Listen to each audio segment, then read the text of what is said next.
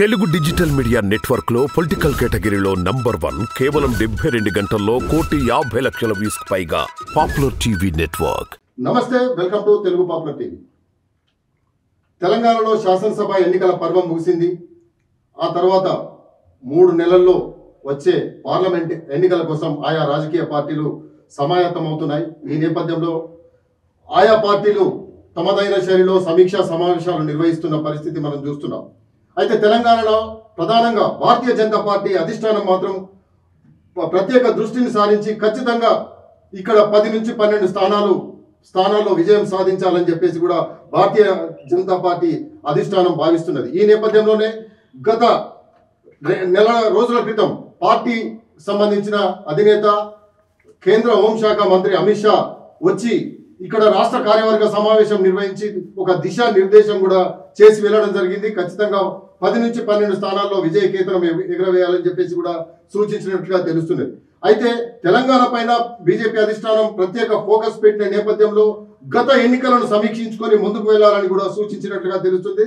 గత ఎన్నికల్లో 2018 అసెంబ్లీ ఎన్నికలలో కేవలం ఒకే ఒక అసెంబ్లీ స్థానాన్ని విజయం సాధించి ఆ తర్వాత 2019 ఎన్నికలలో జరిగిన పార్లమెంట్ ఎన్నికలలో 4 పార్లమెంటు స్థానాలు సాధించడం కనుక ఈసారి జరిగిన అసెంబ్లీ ఎన్నికలలో 8 అసెంబ్లీ స్థానాలలో విజయం సాధించాం కాబట్టి ఖచ్చితంగా 10 నుంచి 12 స్థానాలలో విజయం సాధించాలని చెప్పేసి కూడా అమిత్ షా సూచించి వెళ్ళారు. ఈ నేపథ్యంలో మరి బీజేపీకి సంబంధించిన తెలంగాణ నాయకత్వం కూడా ఆ మేరకు దృష్టి సారించి ఎక్కడెక్కడ అభ్యర్థులను ఏ అభ్యర్థులను ఎలాంటి బలమైన అభ్యర్థులను బరిలో నిలపాలి అని చెప్పేసి కూడా భావిస్తున్న నేపథ్యాన్ని మనం చూస్తున్నాం. ఈ క్రమంలో మరి భారతీయ జనతా పార్టీలో గత ఎన్నికలను బేరీజు వేసుకొని ఇక్కడ రాష్ట్రంలో కాంగ్రెస్ పార్టీ అధికారంలోకి వచ్చినా కూడా కేవలం పార్లమెంట్ ఎన్నికలకు వచ్చేసరికి జాతీయ స్థాయి మోదీని కావచ్చు అటు బీజేపీని కానీ చూస్తారు అని చెప్పేసి భావనలో చాలా మంది భారతీయ జనతా పార్టీకి ఆశావాహుల సంఖ్య పెరిగిపోయింది. ఈ నేపథ్యంలో మరి ఎక్కడి నుంచి పోటీ చేద్దామని భావిస్తున్నారు, ఎక్కడెక్కడి నుంచి రంగంలో నిలిచే అవకాశాలు ఉన్నాయని చెప్పేసి కూడా భావిస్తున్న నేపథ్యంలో మరి చాలా మేరకు ఇప్పటి వరకు అయితే దాదాపు పార్టీ రాష్ట్ర అధ్యక్షుడు కిషన్ రెడ్డికి అయితే చాలా మేరకు విజ్ఞప్తులు వచ్చాయని చెప్పేసి తెలుస్తున్నాయి. దాంతో పాటు అంటే ఎవరెవరిని ఎక్కడ బరిలో దింపాలి అని చెప్పేసి కూడా పార్టీ అధిష్టానం ఫైనలైజ్ చేసే అవకాశం ఉంది. అయితే దాంతో పాటు ఖచ్చితంగా 2 నెలల ముందే పార్టీ అభ్యర్థులను ప్రకటించాలని చెప్పేసి కూడా బీజేపీ పార్టీ అధిష్టానం భావిస్తున్నట్లుగా తెలుస్తున్నది. ఆ మేరకు బీజేపీ రాష్ట్ర అధ్యక్షుడు కిషన్ రెడ్డి కూడా తన కసరత్తును మొదలు పెట్టారు. మరి ఇక్కడ ఏ నియోజకవర్గం తెలంగాణలో ఉన్న 17 నియోజకవర్గాల్లో మరి ఎవరు ఎక్కడి నుంచి పోటీ చేయబోతున్నారు, ఎవరు ఎక్కడి నుంచి టికెట్ ఆశిస్తున్నారు అని చెప్పేసి చూస్తే మాత్రం ఇప్పటికి మనకు అందిన సమాచారం మేరకైతే మనం చూస్తే మొదటగా వరంగల్ ఎస్సీ రిజర్వ్ నియోజకవర్గం. ఆ ఎస్సీ రిజర్వ్ నియోజకవర్గంలో దాదాపుగా మనం చూస్తే ఒక 6 నుంచి 7 పేర్లు కూడా వినిపిస్తున్నాయి.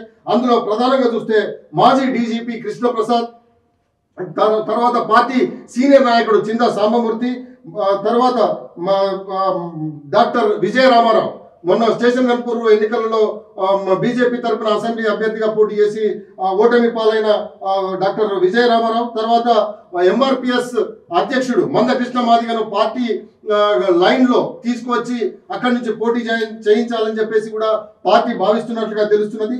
అంతేకాకుండా వర్ధనపేట నుంచి పోటీ చేసి ఓటమి పాలైన కొండేటి శ్రీధర్ కూడా తాను కూడా ఎంపీ స్థానానికి పోటీ చేస్తానని చెప్పేసి అంటున్నట్టుగా తెలుస్తున్నది. అంతేకాకుండా Osmania university law college university professor గాలి వినోద్ కుమార్ తాను కూడా బీజేపీ నుంచి వరంగల్ పార్లమెంట్ నుంచి పోటీ చేస్తానని చెప్పేసి కూడా బీజేపీ రాష్ట్ర అధ్యక్షుడు కిషన్ రెడ్డికి ఒక వినతి పత్రాన్ని ఇచ్చినట్టుగా తెలుస్తున్నది. ఇది వరంగల్ పార్లమెంట్ సంబంధించి మనం చూస్తే ఇక మెదక్ పార్లమెంట్ సంబంధించి చూస్తే ఇది జనరల్ స్థానం. ఈ జనరల్ స్థానంలో దుబ్బాక మాజీ ఎమ్మెల్యే రఘునందన్ రావు ఇప్పటికే పేరు ఖరారు చేసినట్లుగా తెలుస్తున్నది. అయితే అక్కడ ఈటెల రాజేందర్ కూడా పోటీ చేస్తాడని చెప్పేసి కూడా ఒక ప్రచారం అయితే కొనసాగుతున్నది. అయితే మరో నియోజకవర్గం చేవెళ్ళ పార్లమెంట్ నియోజకవర్గాన్ని మనం చూసుకుంటే చేవెళ్ళ అంటేనే గుర్తుకొచ్చేది కొండా విశ్వేశ్వరరెడ్డి ఏదైతే తాను కూడా అక్కడ పోటీ అంటే కొండా విశ్వేశ్వరరెడ్డి పేరు ఫైనల్ అయ్యే అవకాశాలు ఉన్నాయి. కానీ ఆశావాహుల సంఖ్యలో మరో 2 చేరిపోయారు. అందులో అందెల శ్రీరాములు, సుదర్శన తివారీ ప్రసాద్ వీళ్ళు కూడా ఆశావాహులు లిస్టులో చేరిపోయారు. మరో నియోజకవర్గం పార్లమెంటు నియోజకవర్గం చూద్దాం. మల్కాజ్గిరిలో చూస్తే మాత్రం ఇక్కడ కూడా చాలా మంది 5 నుంచి 6 పోటీ పడుతున్నట్టుగా తెలుస్తున్నది. ప్రధానంగా చాడా సురేష్ రెడ్డి, మాజీ ఎంపీ, మురళీధర్ రావు, రామచందర్ రావు, ఈటల రాజేందర్, కిరణ్ కుమార్ రెడ్డి, ఇగో ఈ 5 పోటీ పడుతున్నట్టుగా ఆశావాహుల లిస్టులో ఉన్నట్టుగా తెలుస్తున్నది. మరో నియోజకవర్గం భువనగిరి చూద్దాం. భువనగిరి పార్లమెంట్ నియోజకవర్గం ఈ జనరల్లో మాజీ ఎంపీ బూర నరసయ్య గౌడ్ ఇప్పటికే తన కార్యకలాపాలను విస్తృతం చేసుకుంటున్నాడు. అక్కడ తనకు టికెట్ కన్ఫర్మ్ అని చెప్పేసి కూడా అంటున్న పరిస్థితి కనిపిస్తున్నది. మరో ఆశావాహుల లిస్టులో కాసం వెంకటేశ్వర్లు భువనగిరి టికెట్ ను ఆశిస్తున్నట్లుగా తెలుస్తున్నది. మరో నియోజకవర్గం ఆదిలాబాద్ ఎస్టీ ఇప్పటికే సిట్టింగ్ ఎంపీ బీజేపీకి సంబంధించిన స్వయం బాబురావు సిట్టింగ్ ఎంపీగా ఉన్నారు. అయితే సిట్టింగ్ ఎంపీగా ఉన్నా కానీ అక్కడ మరో 2 రమేష్ రాథోడ్ తర్వాత ఇంకొక ఆశావాహులు అంటే ఒక 3 మాత్రం ఖచ్చితంగా అంటే ఇతర పార్టీల నుంచి వచ్చి పోటీ చేసే అవకాశం ఉంది అని చెప్పేసి కూడా వస్తున్న పరిస్థితి అయితే మనకు కనిపిస్తున్నది. ఇక నిజామాబాద్ చూద్దాం. నిజామాబాద్ సంబంధించి చూస్తే మాత్రం నిజామాబాద్ పార్లమెంట్ కూడా జనరలే. అది ఇప్పటికే సిట్టింగ్ ఎంపీ అరవింద్ కుమార్, ధర్మపురి అరవింద్ ఉన్నాడు. ధర్మపురి అరవింద్ అయితే Bharatiya Janata party sitting MP ఉన్నాడు. అతనికే ఫైనల్ అయ్యే అవకాశాలు కనిపిస్తున్నాయి. మరో నియోజకవర్గం జహీరాబాద్ చూద్దాం. జహీరాబాద్ కూడా జనరల్ కాబట్టి అక్కడ దాదాపు ఆశావాదుల సంఖ్య చాలా పెరిగిపోయింది. ఢిల్లీ వసంత్ బీఆర్ఎస్ నుంచి బీజేపీలో చేరిన ఢిల్లీ వసంత్, ఇటీవలి కాలంలోనే బీజేపీలో చేరిన చీకోటి ప్రవీణ్ కావచ్చు, నారాయణఖేడ్లో పోటీ చేసిన సీనియర్ జర్నలిస్ట్ సంగప్ప కావచ్చు, తర్వాత ఆకుల విజయ, తర్వాత ముస్తఫూరి అశోక్, వీళ్ళు ఆశావాహుల లిస్టులో ఉన్నట్టుగా తెలుస్తున్నది. మరో నియోజకవర్గం మహబాద్ చూద్దాం. ఇది గిరిజనులకు సంబంధించిన ఎస్టీ రిజర్వ్ నియోజకవర్గం. ఈ ఎస్టీ రిజర్వ్ నియోజకవర్గంలో హుస్సేన్ నాయక్, తర్వాత రవీంద్ర నాయక్, వీళ్ళు తర్వాత నెహ్రూ నాయక్, ఈ 3. పెద్దపల్లి నియోజకవర్గం చూస్తే పెద్దపల్లి నియోజకవర్గంలో దాదాపుగా చూస్తే అక్కడ అవసరమైతే వరంగల్లో పోటీ ఎక్కువగా ఉంది కాబట్టి బీజేపీ అభ్యర్థులలో అవసరమైతే మందకృష్ణ మాదిగని తీసుకొచ్చి పెద్దపల్లిలో పోటీ చేయించాలని చెప్పేసి కూడా పార్టీ అధిష్టానం భావిస్తున్నట్టుగా తెలుస్తున్నది. ఒకవేళ కనుక ఆప్షన్ లేకపోతే మాత్రం ఎస్ కుమార్ నే పార్టీ సంబంధించిన నాయకుడు ఎవరైతే ఎస్ కుమార్ నే పెద్దపల్లిలో పోటీ చేయించాలని చెప్పేసి భావిస్తున్నట్టుగా తెలుస్తున్నది. అయితే మరో నియోజకవర్గం ఖమ్మం ఉంది. ఖమ్మంలో ఇప్పటికే అక్కడ పార్టీ సీనియర్ నాయకుడు వాసుదేవరావు, తర్వాత కాంగ్రెస్ పార్టీ నుంచి చేరిన పొంగులేటి సుధాకర్ రెడ్డి, మాజీ ఎమ్మెల్సీ పొంగులేటి సుధాకర్ రెడ్డి అక్కడ పోటీ చేస్తారని చెప్పేసి భావిస్తున్నారు.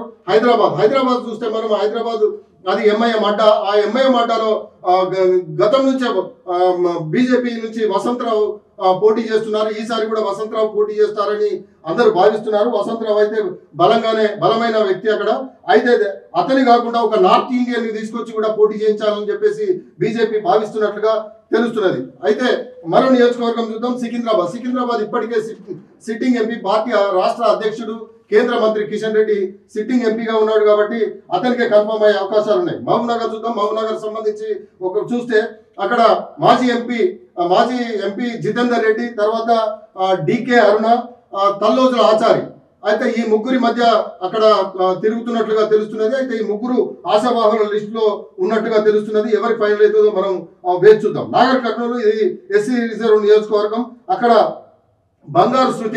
బంగారు లక్ష్మణ్ కూతురు బంగారు శృతి పోటీ చేస్తారని చెప్పేసి ఆమె పేరే ఫైనల్ చేస్తారని చెప్పేసి అనుకుంటున్నారు. కానీ అక్కడ సిట్టింగ్ ఎంపీగా ఉన్న రాములు కనుక ఏదైతే కేటీఆర్ గత ఎన్నికలలో తాము కొన్ని పొరపాట్లు చేశాం, సిట్టింగ్లను మార్చకపోవడం వల్ల కొన్ని పొరపాట్లు జరిగినాయని చెప్పేసి అక్కడక్కడ వ్యాఖ్యానిస్తున్న నేపథ్యంలో కొంతమంది సిట్టింగ్ ఎంపీలను మారుస్తారని చెప్పేసి అనుకుంటున్న నేపథ్యంలో మరి అక్కడ ఉన్న సిట్టింగ్ ఎంపీ రాములను మారిస్తే కనుక ఖచ్చితంగా మరి రాములను కనుక బీజేపీలో చేరితే రాముకు ఉండే అవకాశాలు ఉన్నాయని చెప్పేసి కూడా రాజకీయ విశ్లేషకులు భావిస్తున్నారు. మరో నియోజకవర్గం నల్గొండ చూద్దాం. ఇది జనరల్ నియోజకవర్గం. ఈ జనరల్ నియోజకవర్గానికి సంబంధించి మనం చూస్తే ఈ పార్లమెంట్ నియోజకవర్గంలో అక్కడ భారతీయ జనతా పార్టీ అధికార ప్రతినిధి పోరెడ్డి కిషోర్ రెడ్డి, తర్వాత సంకినేని వెంకటేశ్వర్లు, నివేదితారెడ్డి, ఒకవేళ కనుక వీళ్ళందరూ సుముఖత వ్యక్తం చేయకపోతే మొన్నటి ఎన్నికలలో పోటీ చేసిన గూడూరు నారాయణ రెడ్డిని రంగంలోకి దించాలని చెప్పేసి భారతీయ జనతా పార్టీ భావిస్తున్నదే. ఏది ఏమైతేనే ఖచ్చితంగా బీజేపీ అధిష్టానం 2 నెలల ముందే అభ్యర్థులను ప్రకటించాలని చెప్పేసి ఒక సీరియస్ డైరెక్షన్ ఇచ్చినట్లుగా తెలుస్తుంది. ఆ మేరకు కూడా బీజేపీ రాష్ట్ర కార్యవర్గం కూడా కసరత్తును ప్రారంభించిందని చెప్పేసి కూడా మనం చెప్పవచ్చు. ఇప్పటి వరకు అయితే ఆశావాహుల లిస్టు ఇది, ఇంకా పెరిగే అవకాశాలు ఉన్నాయని చెప్పేసి కూడా రాజకీయ విశ్లేషకులు భావిస్తున్నారు.